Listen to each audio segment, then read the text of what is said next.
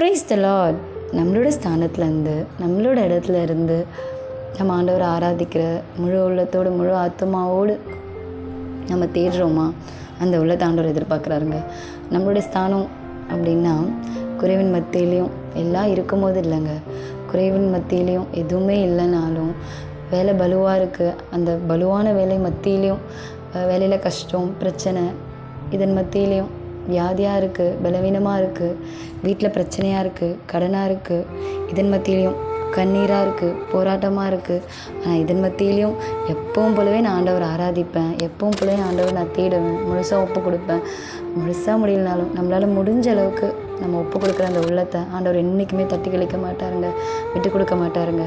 எக்ஸாம்பிளுக்கு, எடுத்துக்காட்டுக்கு, ஒரு ஏழை விதவை தன்னிடத்தில் இருந்த அந்த 2 காசு தன்னிடத்தில் இருந்ததே அதுதான், அதையே ஒப்பு கொடுத்துட்டதை ஆண்டவர் பார்த்து சாட்சி அநேகர் மத்தியில் சொன்னாருங்க. அதை யார் கவனிச்சாங்களோ இல்லையோ ஆண்டவர் கவனிச்சார்ல.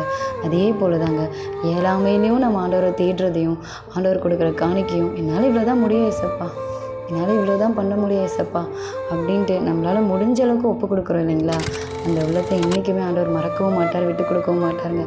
அந்த அந்த அந்த மாதிரி தேடுற உள்ளத்துக்கு என்றைக்குமே ஆசீர்வாதமும் ரட்சிப்பும் அந்த குடும்பம் ஆசீர்வாதமாக இருக்குங்க.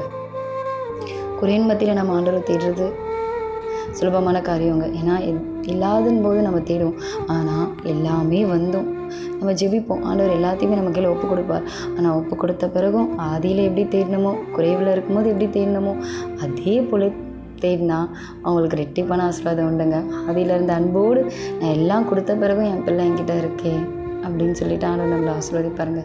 ஸோ அதனால் எதுவுமே இல்லைனாலும் எப்போவுமே ஆண்டவரை தேடணும், எல்லாமே இருந்தாலும் எப்பவும் ஆண்டவரை தேடணுங்க. ஆமென்.